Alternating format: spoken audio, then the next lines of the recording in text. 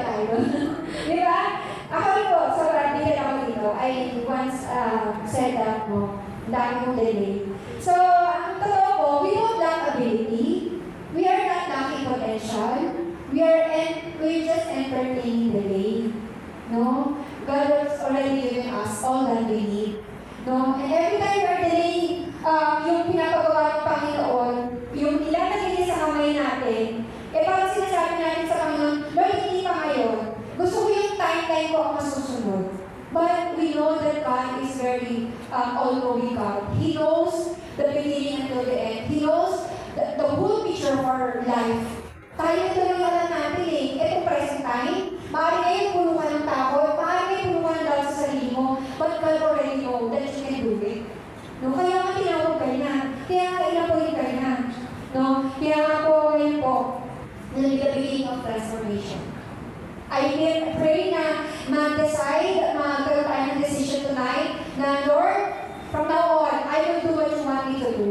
No? So, isa po kasi katotohanan, no, yung fulfillment po ng pagdaan ng Panginoon sa ating buhay. Hindi po yan, sa taon, sa time, no? Kundi, yung difference lang is, yung ating pong pagsunod.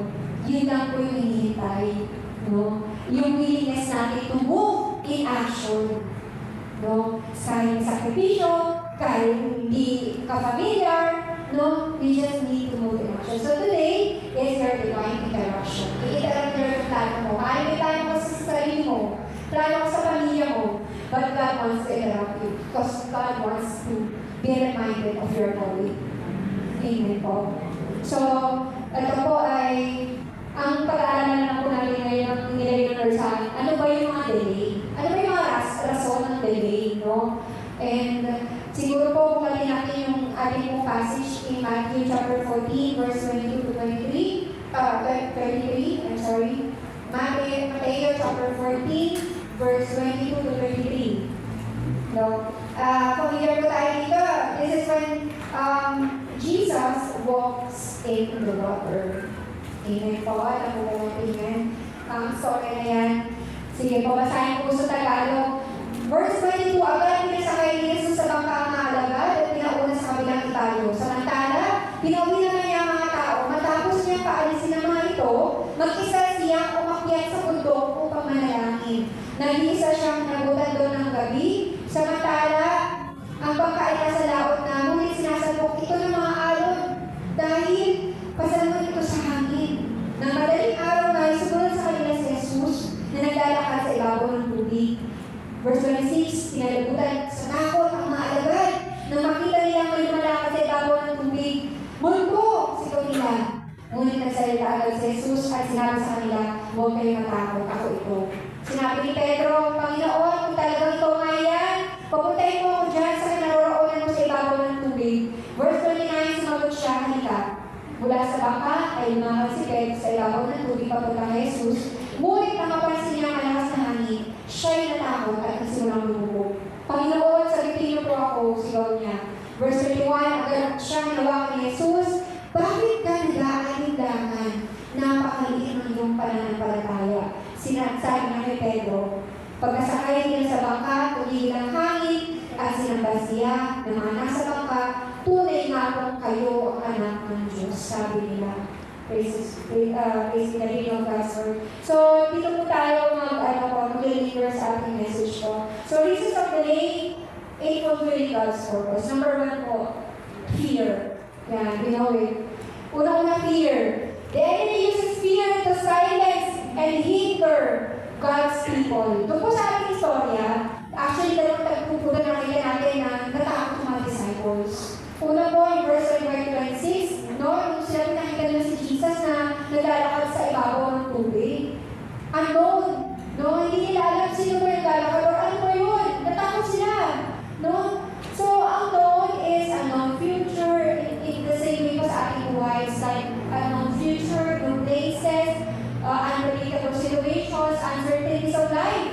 No? Sino po pala, hindi ko natatakot na hindi mo alam bukas ano na mangyayari. Sino po ba dito may takot na bukas kakayanin pa ba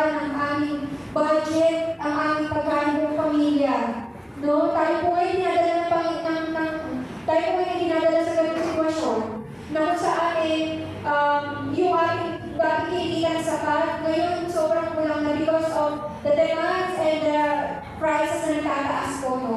And this is unknown. Hanggang kailan po ba itong pagtaas ng presyo? Lord, kaya pa po ba ng kasapat? Baka padagdag yung utang para matapunan ng mga pangailangan. So these are some of uncertainties of life, no? Na kung saan maybe we are surrounded by fear in our heart. May takot sa puso natin, no? At minsan po itong fear of unknown, it can make you pause and overthink, no? Yung mga takot na yan, it is, the enemy is trying to pause on your calling, pause on what God wants you to do, pause on what God wants you to go, no po? At mag-overthink ka na, no? At mag-aalala ka na, mag-worry ka na sa buhay mo. Before you're ready, no? We need to serve the Lord, to serve the purpose of God. Pero yung crisis or yung mga hindi ka inaasang pangyari sa buhay mo, that leaders yun na, teka, wait lang Lord, bakit mo na ako? No? Asisuin ko mo na to. No? Marami pong mga unpredictable things na nangyayari sa ating buhay, no? And it can be a factor to delay, no, the God's purpose in our life. No, bigla-bigla, no, we are passionate, we want to what God's want us to do, pero minsan, or biglaan, magiging survival mode na lang yung ating pong kalagayan. No, at kahit tayo Kristyano na, nakakaranas po tayo ng ganito, no. So, habang i-entertain natin yung fear na yan, sa puso natin, lalo mas nagiging stronger yun. Lalo siyang magmamanito sa buong buhay mo. It can run to your physical body, your mental health, until sa mga decisions mo in life. Decisions mo, especially in following the Lord. No po? Realidad po ito, no? May mga takot po talaga tayo sa ating buhay. Na maaaring ito po yung dahilan, bakit umihinto po tayo sa ating paglilingkod sa Panginoon. No? Takot na baka pagbigay ko ito, no, ako na nawala.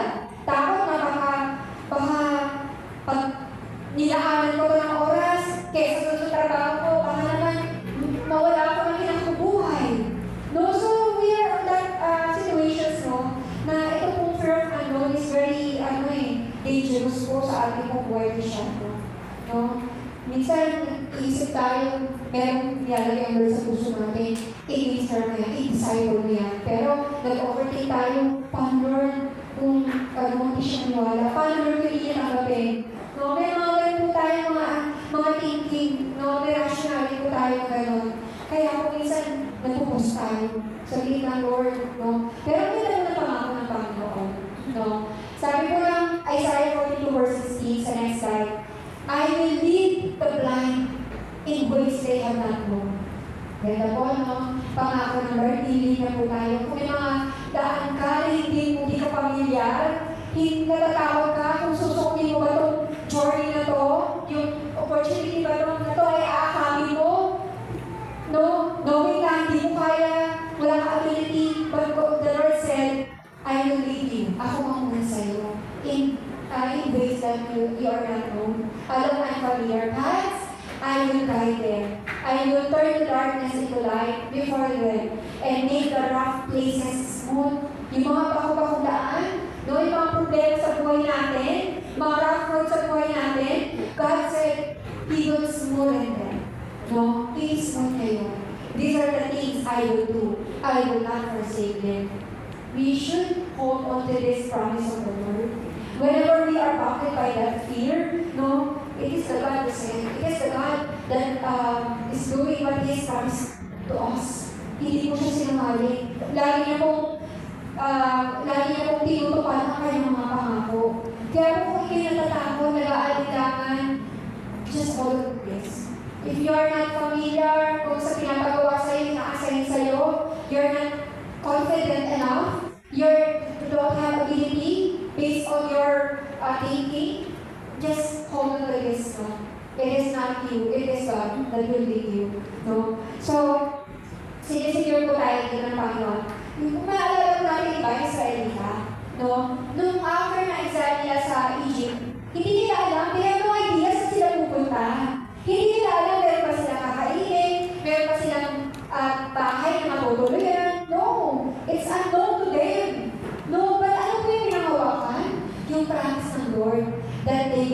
that will bring them to the land of flowing of milk and honey, to the promised land.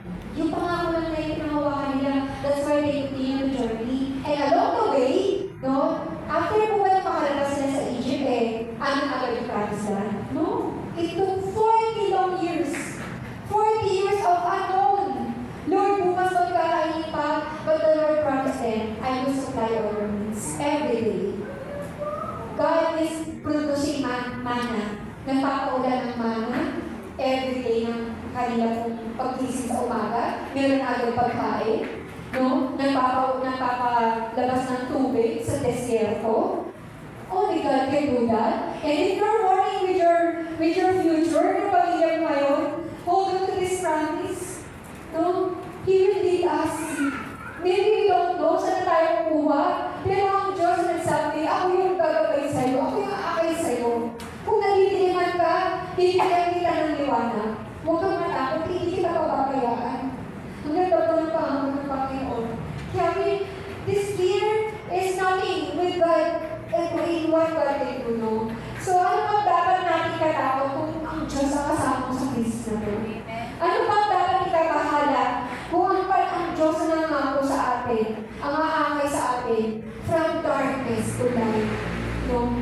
And when we truly understand that God is with us, fear will begin to lose its grip. Yung takot, malulusan yan. Unti-unti. Pag ikaw naiintindihan mo, na hindi ka rin isa sa journey na ito. Pag naiintindihan mo, hindi ka rin isa sa battle na ito. Pag naiintindihan mo, pag hindi ka rin isa sa pinapagawa ng Diyos sa'yo, hindi ka matatakot. No? Ito yung bagay na maaaring we all have this battle, no, this fear. But God who calls you will sustain you. Amen. So, doon po sa ating passage, nabalikan ko kay Peter. So, nung sinabi ni Lord, no, huwag kayo matakot. Ako ito. Siguro nung time na unti-unti nakakalala yung takot kay Peter. Nung kaya sa tanong yun, ano yung mature si Peter Nung pagkarinig niya yung salita ng Diyos ako ito. Na either he will stay dun sa bangka, which is familiar to him. Alam niya yung bawat sunod ng bangka, alam niya paano operate, no? Or, he has a choice to step into his faith into the water. Kung saan, unpredictable, yung tubig, will challenge his comfort, maybe, na alam natin, hindi talikasan ng tao magdahal sa tubig. Maybe you have that fear na, baka malutod ako, no? Yun po yung dalawang option, Peter. No, and it required complete trust. Pero, nang lalong lumakas ang loob ni Peter, sinabi ng Panginoon, come, halika. Pag tinatawag ka ng Panginoon, come. Ano po yung option mo? Ano po yung mga bagay na pinagpipiliin mo when God is calling you to come? Are you giving him excuses? Or you will step on your faith? Even you don't know. Even you're not confident. No? So dito po, si Peter po pinili niya, no, na humambak sa kanyang pananampalataya. Umalis siya sa bangka, ganda po, no, umalis sa bangka, doon sa familiar place niya, place of his comfort zone. And nag-step in siya doon sa bagay na hindi niya alam, na hindi niya gamay, no? So, yung mga pang-Peter nun, hindi po natin pwede masabi na hindi siya, wala nang takot na nung nag-step siya Maybe, he is also full of fear by that time, but he still do it, even if he's afraid. Ginagawa niya kahit takot siya. Ginagawa niya kahit hindi siya sure. So, that's the same thing. Tapos ng Panginoon, nakita po sa atin lahat. No? Doon po nag-umpisa yung transformation Doon po kumikilos ang Panginoon. And when we decide to finally move and follow God's calling, even takot, even with fear, no? Doon po talaga kikilos, no? Ang Panginoon within us. No? He has given us the power. No? Amen po. And I hope po today, we have this perspective na, Lord, whatever you want me to do, whatever you call me to do, Lord, I will do it because you're the same God that will also sustain me when I step out of my faith. Amen po. So next po, fear of disappointment. Puro fear po. Fear of disappointment and failure. Maaaring dito po, tanong tayo, maaaring tayo, what if? No? What if hindi mag-work? What if sa ano pa lang po, ng opening prayer o sa mga pag kinasay tayo manalangin. Kung makakabulol ako, baka hindi ko alam sasabihin ko. No? Kung pa lang eh. May fear na agad. Baka ma-disappoint po ang congregation. No. So dito po, it can paralyze us. Yung fear na yan, ng disappointment, fear na ma-disappoint ka or ma-fail ka, it will paralyze you eh. No, na ang Diyos titingnan ka na somebody who can do extraordinary great things through Him. Pero your fear limits you. Nililimit mo yung sarili mo because of that fear. And exposes, ito po nag-expose po sa atin ito ng ating limitation bilang tao, no? Yung mga bagay na yan, pag iniisip natin with our capability, hindi ko kaya, na-expose yung ating limitation bilang tao. Nawa po, ito po yung magdala sa ating pangangailangan ng isang infinite na Diyos. Ng isang Diyos na lahat kayong gawin. No? At nawa po, ito pong fear of disappointment na ito, tulad po ni Pedro po, no? Maybe, nung time na siya po lumubog, nung tumingin siya doon sa napakalakas na hangin na habang siya naglalakad sa tubig, nalulubog siya because he focused on that situation. He focused on that storm. No? At nandun yung takot niya, natakot siya na siya po malulod, natakot siya mapahamak siya. Natakot po siya mag-fail sa buhay niya. No? So sa ating po pagdakot sa banalayan ng Panginoon, may mga pagkakataon po talaga na susuko tayo sa mga bagay na God will allow us to be fail. No? Hindi dahil para kusaktan tayo, hindi para dahil discourage tayo, but God wants us to depend on Him, to depend on His strength. No? Kaya po sa oras na yun, nung nawala yung focus ni Peter, agad-agad po siyang tumawag sa Panginoon eh. Nawa po pag tayo po nandun sa panahon na tayo po nagkaroon ng mga bagay na hindi na nakaasahan, we fail, no? May mga disappointment, discouragement. I hope we find ourselves asking God for help. Hindi yung lalayin pa tayo. Pag yung mga nangyari, hindi mo nasaktan pa ng sobra, no? I hope and I pray na tayo po ay ang unang gagawin natin is lumapit sa Panginoon, humingi ng tulong sa Kanya. Because He will never forsake us. Lahat ng malapit sa Kanya, hindi na tinataboy. No? So, ito po isang rason para po ma-delay po yung purpose ng Lord sa ating buhay. No? Pero kung titingnan natin po itong mga challenge na ito, pinag-realization natin, kailangan po ang Diyos. No? Hindi ko kaya sa sarili na ito. Doon po talaga kikilos sa Panginoon. No? May pangako po siya sa atin dito sa Psalm chapter 37 verse 23 to 24. Sabi po ng Lord, ng salista, the Lord makes firm the steps of the one who delights in Him. No? Tinutuwid niya yung landasin, yung hakbang ng mga taong ang gusto ay maparangalan, malulhati, ma-please ang Panginoon. Kahit na ikay matumba, hindi ka mabubuwal. No? Though he may stumble, he will not fall. For the Lord upholds him with His hand. It's a promise of God. Don't be scared to fail. Because there is the Lord who will abutin niya ang kamay mo para sa iyo, para abutin ka mula sa pagkatapa mo. It's not the end of the life na nasakit mo or na nagkaroon ng failure sa buhay mo. Tapos na lahat, no. God is still doing things behind, no? So, hindi po tayo tuloy ang mabubuwal bilang pangako ng Panginoon. Kahit na tumaan tayo sa mabibigat na pagsubok, habang ang ating pagkakahawag ay ating ginagawa. No? Fear of discomfort. Next po. Fear of discomfort. There are seasons in our life na hinaraw ng Lord na dumaan tayo sa paghihirap. No? Pag-isa, mga pinati. Pero minsan, nawa po bilang Kristyano, we have this maturity thinking na, yes, I am on this stage of discomfort, but I know that there is something that God is teaching me. Maybe it might be a process of refinement, no? Kasi hindi naman talaga comfortable yung nire-refine ka ng Lord, tinitreat ni Lord yung mga dapat alisin sa buhay mo. Hindi naman talaga masarap sa pakiramdam yun. It can really make us feel discomfort, no? Pero, discomfort is not a hint to stop, no? Naisip ko ako, no? Minsan ko nasabi sa akin, kasi po, nakaraan po after anniversary natin, ako po yung ER, no? And madali sa pagod po. So, sabi sa akin, yung sabi sa akin, naglilikod ka nga, nagkasakit ka naman.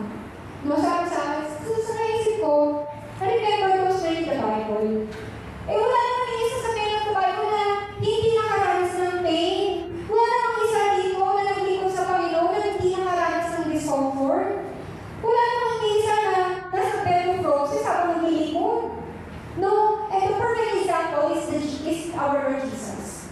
No, we choose discomfort, pain, and sacrifices to fulfill His purpose. No, yung Diyos na may option naman siya eh. Diyos siya eh. Pwede niyang talimuran yung suffering na napakabigat, no? Pero hindi. He is always motivated by His purpose. Kung bakit siya pinadala dito. Imagine mo kung nag-out si Lord. Wala saan nalitas po sa atin. Yun po. No, isang katunayan po ito, Isaiah 53 verse 5. Ngunit siya'y sugatan dahil sa ating kasalanan. Siya'y bubog dahil sa ating mga kasamaan. Ang palusang nagatid sa atin ng kapayapaan ay dapat nasa Kanya.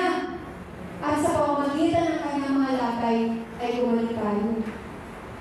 His discomfort equal to our comfort, equal to our salvation, equal to our healing. Imagining the Lord, tayo mo, konting discomfort, konting sakripisyo, konting abala, tataligo natin tayo sa pagkatawag natin. Stepping in our purpose requires change. It demands growth. It exposes to fear. No, maaaring kung may kinakatakot, baka mamaya, mahirapan ako dyan, mainitan ako dyan, baka mamaya, pag nag-visiting kami, baka mamaya, maabala naman yung mga appointments ko. No, imbes na harapin natin yung discomfort, bilang kaisa natin sa Panginoon in discovery, tinatalimuran po natin because we are afraid of this discomfort. Pero mga malikod ng Panginoon dito sa Biblia, hindi po nagkaroon ng bunga ang ministry without their sacrifices. Walang presyong binayaran. Tayo ngayon, konting presyo hindi natin mabayaran, konting hirap hindi natin mabayaran. Nakakalungkot po. No? Our present sufferings, ito naman yung pangako ng Panginoon. Romans chapter 8, verse 18, our present sufferings are not worth comparing with the glory that will be revealed in us. Kung ano man yung mga sufferings, accompanied dun sa ating paglilingkod, it's not worth. Hindi matutubasan compared dun sa glory na tatanggap natin pagdating ng panahon. No? Kaya minsan, na tayo po ay marinig yung isip natin sa mga salita ng Diyos eh. Maybe you're experiencing, may mga hardship pa rin sa buhay mo, no? Pero isipin mo, yung eternity mo. Ito, temporary na napakaindi na buhay natin, no? Saglit lang tayo sa sakripisyo. Pero walang katumbas yung glory na naghihintay mo sa atin. No, laging paalala ng Panginoon, tuloy lang po tayo sa Kanya. Upang sa ating paglalakbay dito, matapangan tayo, may kami ng Diyos na sumasakulog po sa atin. And the Lord promised in Isaiah 41 verse 10, fear not, for I am with you. Be not dismayed, for I am your God. I will strengthen you. I will help you. I will uphold you with my righteous hand. Ang ganda pangako ng Panginoon. And if you're holding on this promise, on this word of God, you will have that confidence. You will have that courage po, no? Na ituloy, ano yung pinapagawa ng Panginoon sa iyo? No, because kasama mo siya. mapagod ka man, magkasakit ka man, papalakasin ka niya, papagaling ka niya. Sino ba namang natin ko nagtiwala sa Panginoon ng natin ko? Napahiya? Wala po. Wala po. No? So, if delay is holding you back and fear has been trying to control your decisions, then there's one powerful thing to pray for. Ano po yun? That is faith. Yung faith na hindi lang magsalita. Yung faith na nag-trigger sa'yo to move in action. Hindi mo lang sasabihin, I believe in you, Lord. I know you are my helper. I know you are with me. And then pag ayun na, Lord, mag-isa lang ako, tatakot ako, ayoko mo na. No? So we should move in faith. We should move in faith by doing it in action. No? A kind of faith that decides, even if not familiar with what's next, even if hindi mo alam kung ano susunod, even if you don't see the full picture of it, hindi mo alam kung ano success ba, even may mga alalahanin ka, alam or nagdadalawang isip ka na ano ba magiging kalabasan na itong pagsunod ko na ito? Parang minsan sa'yo, ano ba ito, ito ba pagsunod ko na ito, parang nag-make sense ba ito? No? Minsan ang mga tao, tinitingnan ng ating pagsunod, parang bakit ka na naglalaan ng oras dyan? Bakit dahil ginagawa mo yan? No? Pero yung faith na yun, it operates beyond visible. It is a hope to things na hindi nakikita. Di ba yun ang definition ng faith? No? Hindi ka naghihintay na maging klaro muna bago ka susunod. No? Hindi ka maghihintay na, Lord, sabi mo nga sa akin ano mangyari pag ginawa ko to. No! We just obey in faith. We just move in faith, no? And at this point, no po, let us evaluate ourselves. Am I having this kind of faith? Or I'm just hoping things will change without my participation? Tingnan po natin yung sarili natin. Ano ba kung parang palataya meron ko? Naghihintay na lang ba ako? Balang araw, alam ko, gagawin ng Panginoon yung pinangako na sa akin. Pero dito lang ako, dawang ko. Ganun ba? So, this week, should trigger us to move. No? So whenever we find ourselves swallowed by fear, we must remember that God does not give us a spirit of fear. 2 Timothy chapter 1 verse 7, For God has not given us a spirit of fear and timidity, but power of love and self-discipline. His perfect love drives out all fear and empowers us to be brave even in most difficult times. Yan po yung pangako ng Diyos. Hindi naman po niya hayaan na we will go into our mission field without this, without this spirit, no? Na wala pong pagsama ng Panginoon. Lagi pong merong gagawin ng Panginoon para po ma-accomplish yung pinapagawa niya sa atin. We just need to obey, no? And ito po, daanan ko na lang itong ibang reason of the delay is searching purpose in our own place. No, another common reason why we delay the purpose of God in our life, no, is searching in places na hindi naman doon ka pinapapunta ng Panginoon. No, we are wandering away from God's calling and thinking na siguro mahanap ko yung fulfillment ko dito sa trabaho ko, dito siguro mahanap ko itong satisfaction, purpose ko sa buhay, dito sa tao na to. No, we are, talagang nilalagay natin yung ating pong pag-asa, yung ating purpose dun sa external validation. No? Yun po yung katotohanan. And kung makikita po natin sa ating paligid, marami pong ligaw. They're, finding their purpose in life. Alam niyo po, kagabi po ako nagtatrabaho.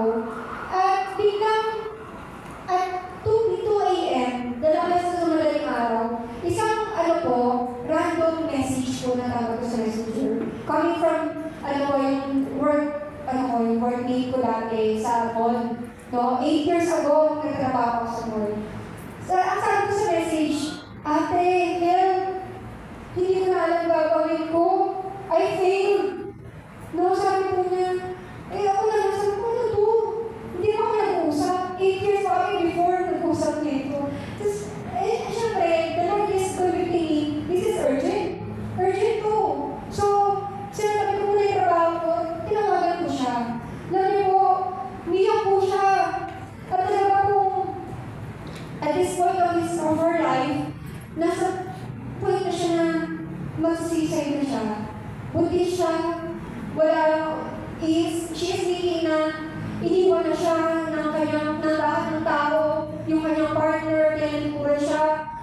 she also experienced verbal abuse and many things, no? At inayaan siya magsalita ng kwento. She's on late 30s na, very stage na talaga. At alam niyo, ang gusto niya lang, sabi niya sa akin, ate, ang gusto ko lang naman is magkaroon ng purpose yung buhay ko. And I find it na kapag nag-aanak ako, pag nag-aasawa ako, magiging kompleto yung buhay ko. So, yun yung kanyang thinking, yung kanyang inaasahan. Kaya kung puso niya, buong buhay niya, binuhos niya doon sa kanyang partner. And then, dito sa kanyang ikalimang walang pagbubuntis, iniwan po siya, no, unexpected. Biglang bumuo ang kanyang puso. And at that point, ramdam ko yung bigat, no? Ramdam ko kung paano siya ligaw na ligaw. And salamat po sa Panginoon, ano. Naisip ko po na, oo nga, ang daming tao naghahanap ng purpose sa buhay, na mali yung pinagsasanggalan nila ng kanilang purpose, ng kanilang future, ng kanilang buhay. No? So, praise God, glory to God, no? That time po, no, we pray, I pray, at nabago po yung kanya po, pakiramdam. At nag-upisa na rin siya magkwento, she galing na ang ganda ng trabaho niya. So, we are doing the right things in her life. No? And I told her na, this is God directing you to a true purpose in your life. Hindi ayaw sa tao, hindi ayaw sa paano meron ka, but you can only find your purpose in God. At salamat sa Panginoon, no, yung mga pagkakataon, no, na nakikita mo, na-realize mo, salamat Lord, ikaw lang pala yung nagbibigay ng purpose sa buhay namin. At tayo hindi naman po lahat, nagkalit po tayo doon. Nagkalit po tayo sa ligaw na buhay before natin makilala ang Lord.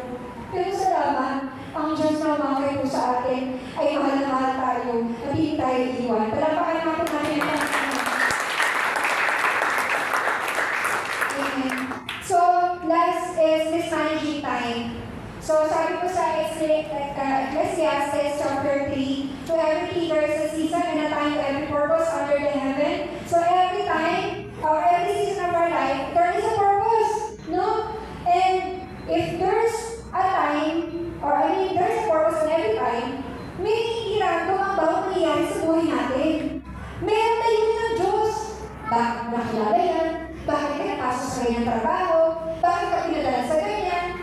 Everything has purpose because all things work together for good for those who love Him and are called according to His purpose. So, expect mo na saan ka man dali ng Panginoon, His will should prevail. You should pursue His will, His purpose in your life.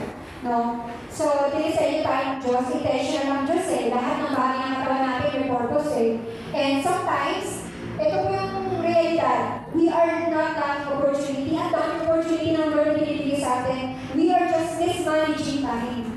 Minamismanage natin yung time and opportunity. Napapalagpas natin yung opportunity. No? Na binibigay ng Panginoon sa atin. No?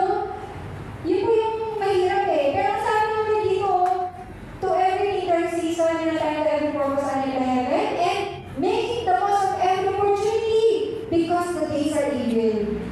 Kung titingnan po natin ang paligid natin, there are so many opportunities for us to share Jesus.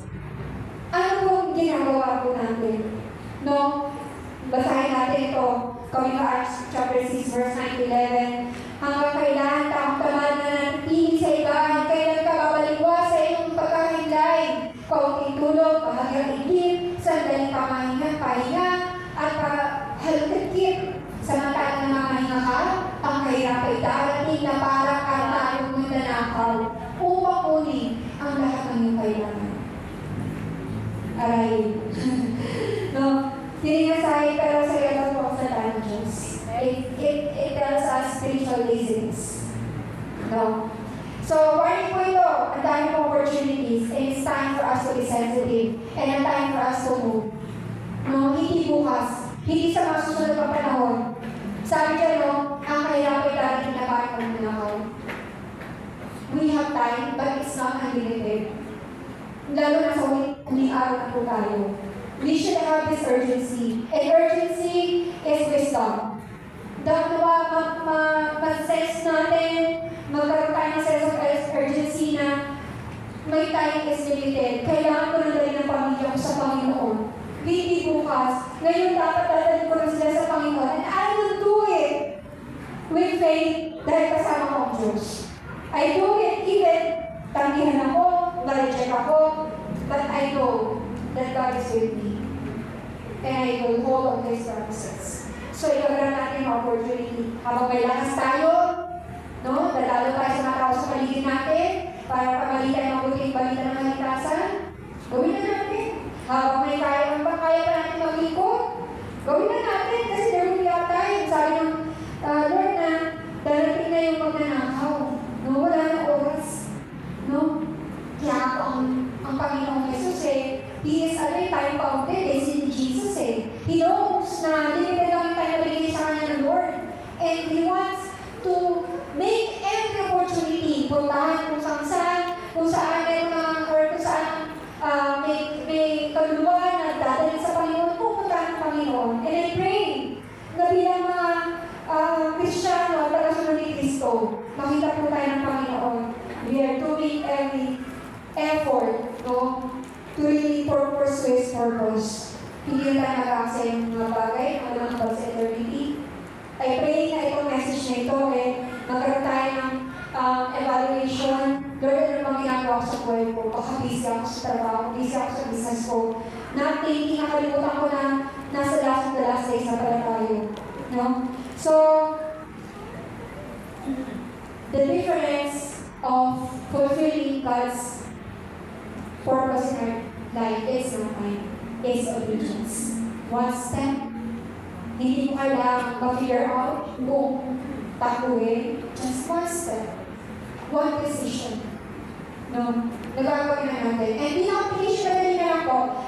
First is consistent daily prayer. No? How's our prayer life? Kamusta po ang panalangin? Diyan po tayo kumukuha ng lakas sa Panginoon. No? A prayerful Christian is a powerful Christian. No? On your faith. No, faith without action is dead. We cannot say we have faith if we do not move. No, you cannot overcome fear, and you can overcome it by moving, not waiting. You don't build faith by thinking about it. Iniisip mo lang, may faith ako, ngayon wala ako sa Lord. Pero kailangan i-practice yung faith na yan. No? And yung buhay na gusto mo, na gusto ng Diyos sa'yo, yung pinapangarap mong buhay, yung ma-align ka sa purpose ng Lord, ma-align ka sa plano niya, no? Hindi po yun yung buhay para sa mga perfectong tao. Ito po yung nakaseta sa mga tao who are willing to act, no? Who are willing to move, no? And lastly, embrace discipline. 1 Timothy 4:7-9, huwag mo pagkakasaya ng panahon ng mga alamat o ng halaga, sa halip, sanayin mo yung sarili sa mga Diyos sa pamumuhay, sa pagsasayang ng katawan, ay mayroon din pakinabang. Ngunit ang mga Diyos sa pamumuhay ay magpapakinabangan sa lahat ng paraan. Sa pagganito yung pangako, hindi lamang para sa buhay na ito ngayon, kundi maging sa buhay na darating. No? Ang ganda po nung sinabi ng Panginoon dito, may have this realization na kung meron pa tayong dapat i-practice, i-pursue is yung mag-benefit sa ating eternity. Hindi yung hanggang dito lang sa buhay na ito. So we must develop the habits of discipline. No? We should manage our time intentionally. No? Removing distraction, nalilin sa focus natin. We must be committed to growth. Kung ano yung mga bagay na nakapaglago sa ilang masyado, gawin mo. No? And it is for us to develop, no? To really experience that feeling of the Holy Spirit. We need to do it now. No? Because every time you show up, kahit hindi mo sure, every time you choose purpose over comfort, no, every time when you align your actions with God's will, you are building something powerful. And when God sees you doing those little steps, no, consistently, hindi pa gusto mo lang, consistently, God will surely trust you with your needs. Yun lang po yung sekreto. At yun po ang panatulan ng Panginoon. And bilang conclusion, if you're ready to break out the cycles of inconsistency, overcome internal resistance, and finally take control of your direction. So, you should not wait until you feel comfortable. You do not wait until you're confident, but your confidence is in God. It's time to pursue God's purpose like you never did before. Sige po, tayo po yung tumayo sa ating pong kalagitnaan. At sa oras na ito, susurrender po tayo sa Panginoon ng ating pong mga bakot, ng ating pong mga bagay na maaaring distraction sa pinapagawa ng Panginoon sa atin. No? Kayo lang po nakakalam mo. Tayo lang po nakakalam sa ating sarili. Between you and God. We are called to mission of eternal consequence. We are called po to bring all people to the kingdom of the living God. And I pray na today, this message po will talaga mag-retain ng malayo sa puso namin. Our time is running out. We don't have so much time. Sige po, tayo po makikita ng isang awitin. Hallelujah. At habang po awit tayo sa Panginoon, let us talk to God. Let us just surrender everything to the Lord. We sing this song to our God. I give my all to you. Hallelujah. Send me and I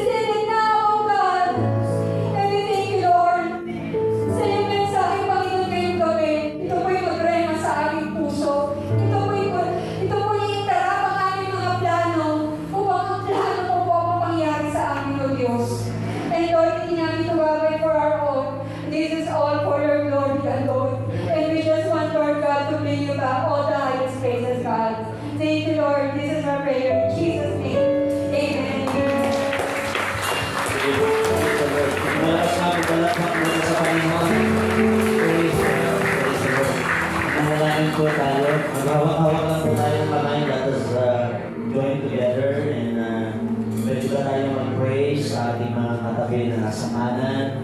Hallelujah. Let us pray together. Hallelujah. Hallelujah. Hallelujah. Let us allow the Spirit of the Lord to lead us in praying our brethren right now. Hallelujah, Lord of God. Hallelujah. As we join together, oh God, in prayer, Lord, you know the needs of my fellow brethren. You know what's happening to their life today, oh God. Hallelujah. Oh Lord, touch them with your Spirit. Strengthen them, oh God. Be strong in the Lord this morning. Magpakatibay tayo sa Panginoon. Hallelujah, sa pamagitan ng Panginoon. Hallelujah. Salamat, Panginoon. Hallelujah. This is the moment that we can rely on you, that we can depend on you, that we can put everything in your hands. Because we do not know what to do in this life, but we know. Hallelujah. Hallelujah. Hallelujah. Ipanalangin po natin yung ating nasa kaliwa naman. Pahayagin din po tayo ng prayer sa mga kapatid natin. Hallelujah. Yes, Lord. Hallelujah. Sa aming pong panalangin, hadama po ng aming mga kapatid at they are not alone. We are here as a family to pray together, to pray for one another. Hallelujah. Because the prayer of a righteous man availeth much. Hallelujah. Salamat, Panginoon. Thank you, Father. Thank you, Holy Spirit of God. Hallelujah. Hallelujah. Hallelujah. Idalangin lang po natin ang ating church, ang DLPAO, na matupad natin ang ipinapagawa sa atin ng Panginoon ang ating mission to bring all people to the kingdom of the living God. Hallelujah. Ibalik tayo ng Panginoon sa number one mandate of God over the church. Hallelujah. Lord, right now, oh God, prepare every one of us, Lord, and use us, Lord, to advance your kingdom, to advance your gospel in different methods that we are going to use for man to be saved, for man to know that there is God, that there is hope in God, that there is life in God, that there is salvation, healing, deliverance in God. Hallelujah. Salamat po, Panginoon. And Lord, right now, huwag na dinadalangin po namin, nadalhin mo kami doon sa paglilingkod. We are not called to be served, but to serve, O God. Makapaglingkod kami, Lord, sa mga tao, lalo na sa panahon namin ngayon, Panginoon. They need someone, Lord, na makakaunawa, makapaglilingkod sa kanila, makakapagpayo sa kanila, makakapagbigay sa kanila. Hallelujah. Because they're like a sheep without a shepherd. They're harassed and helpless right now, O God. Lord, give us a compassionate heart, O God, to the perishing soul, to the lost people.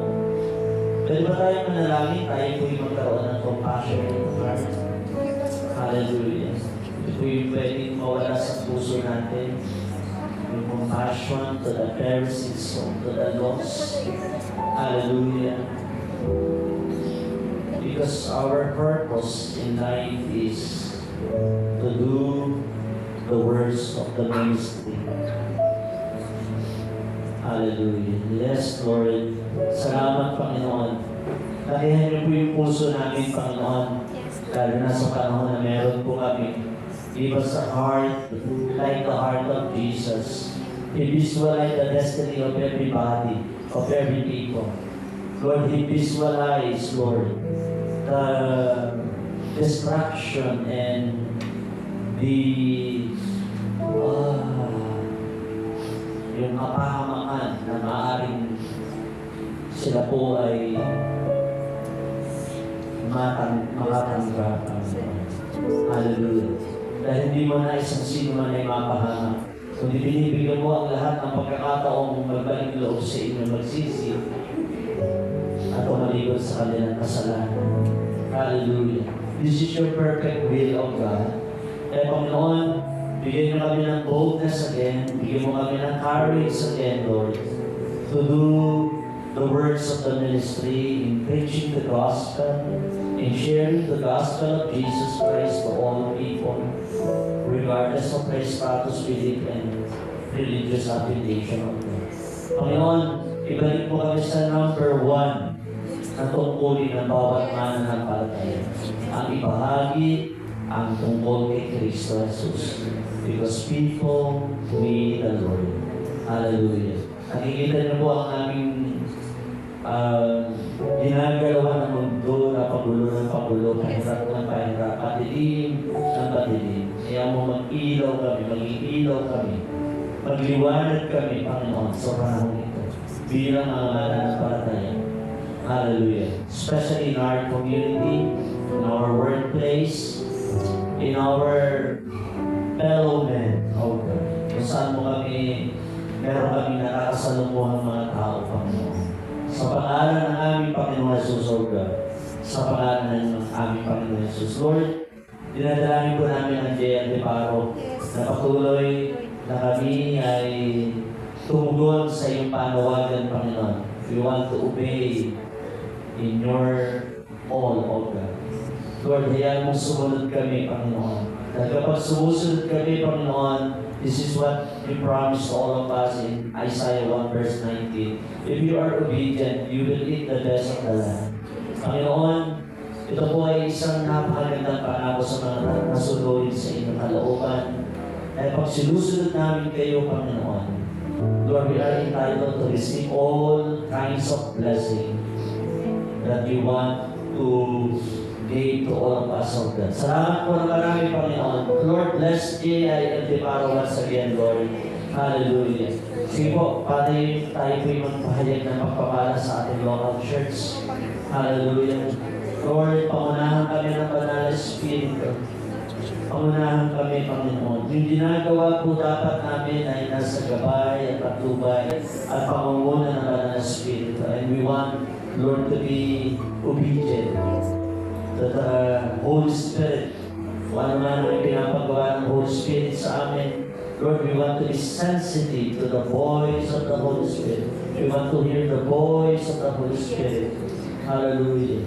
And we will obey it, Lord. Hallelujah. Salamat, Panginoon. At dalangin po namin na patuloy na pasigahin mo yung pananampalataya namin.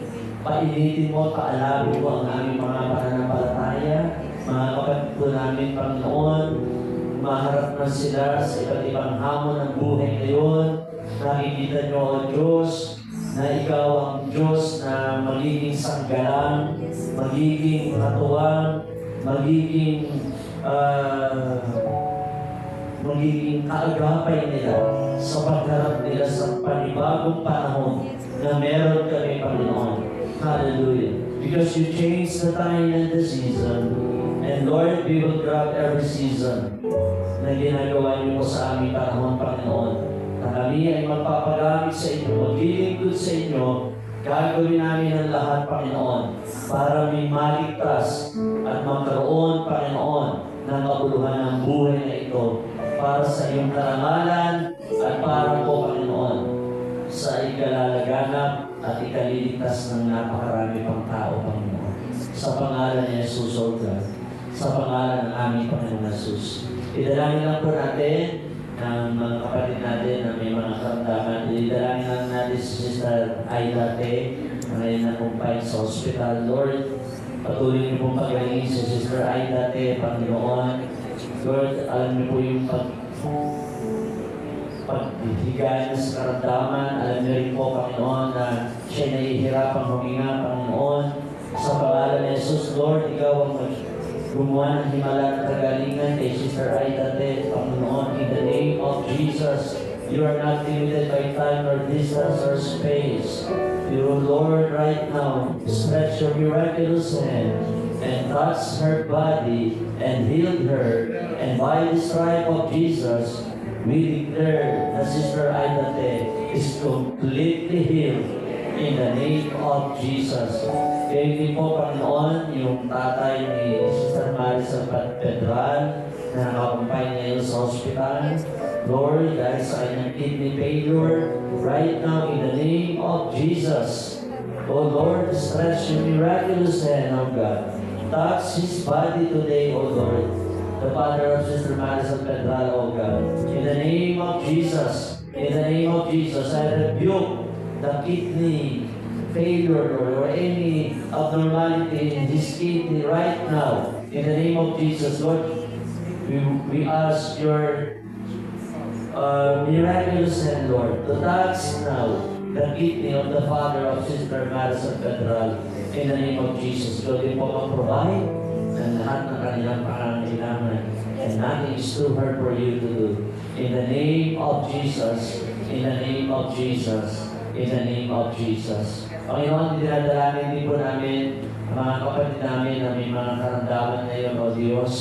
Panginoon, can we mention those brethren or family member na meron pong karamdaman ngayon? Can we ask the Lord to touch their body and heal them?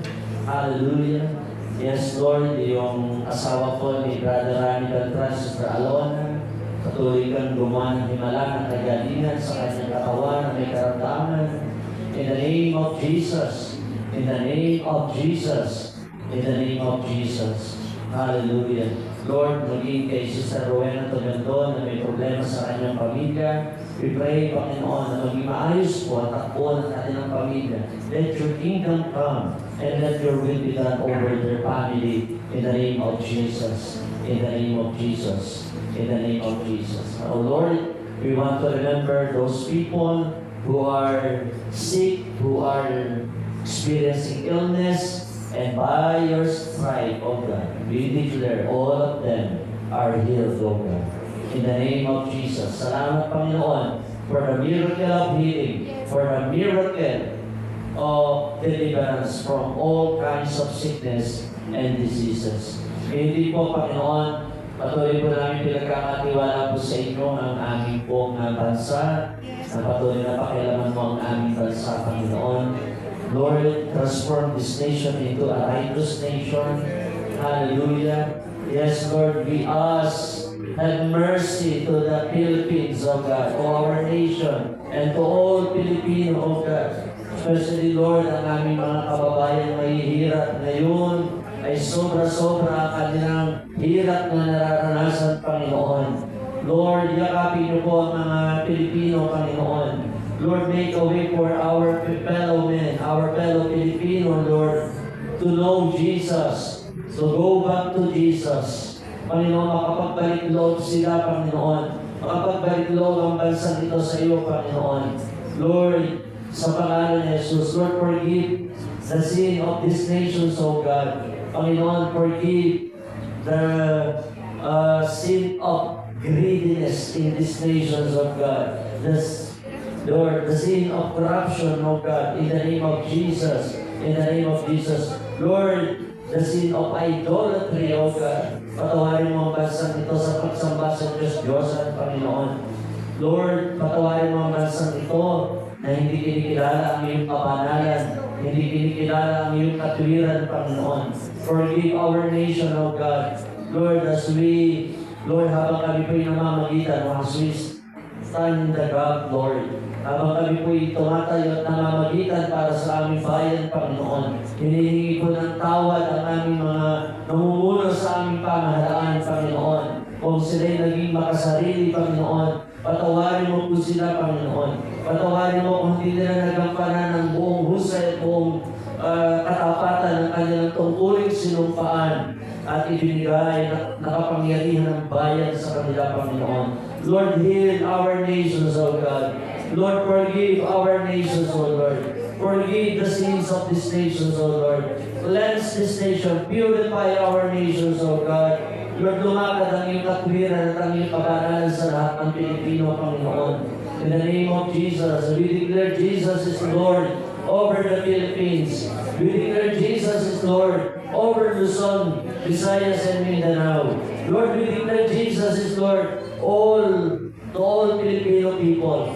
Lord, that all the Filipino people, one day, O God, they will confess that Jesus is Lord, and they will bow down before you, O Lord, in the name of Jesus. Panginoon, marami po salamat sa araw pong ito, at patuloy, Panginoon, na maka-recover ang aming bansa sa aming economy. Panginoon, we pray for economic recovery in our nations, O Lord, na nagsasuffer ngayon, Panginoon, lalo na ang mga nalilit naming manggagawa, Panginoon, ang mga farmer, ang mga fishermen, mga driver, mga nasa transportation sector, Panginoon. Lord, nakikita niyo po ang iyak ng bawat Pilipino, Panginoon. Ingapin niyo po ang aming bayan, Panginoon. Kaawaan mo kami mga Pilipino, Panginoon. Bigyan mo kami, Panginoon, ng pag-asa. Bigyan niyo kami, Panginoon, ng panibagong pag-asa, Panginoon, sa aming panahon. Ibangon mo ang bansang Pilipinas, Panginoon. Hallelujah. Yes, Lord. Ibangon mo ang aming ekonomiya, Panginoon. Ibangon mo ang dignidad ng Pilipino, Panginoon. Ibangon mo ang dangal ng bawat Pilipino, Panginoon. Sa pangalan ng aming Panginoon Jesus, O God. Lord, have mercy to these nations, Lord. Lord, we plead from, Lord, nanamanhig kami sa iyo. Nakikiusap kami sa inyo, Panginoon. Lord, kahabagan mo po ang bansa nito. Pakailan mo ang kapir ng aming bayan, Panginoon. Hallelujah, hallelujah. Lord, make a way for this nation to recognize and acknowledge the Lordship of Jesus Christ. In the name of Jesus. Salamat po ng marami for this opportunity, Panginoon. Salamat po, Panginoon. Dahil ang basa nito, walang ibang pag-asa kundi ang aming Panginoon. Hallelujah. Christ is the answer for this nation. Christ is the answer for this crisis. Christ is the answer to all the problem of all the Filipino people. And we believe, O God, that one day, Lord, they will experience, Lord,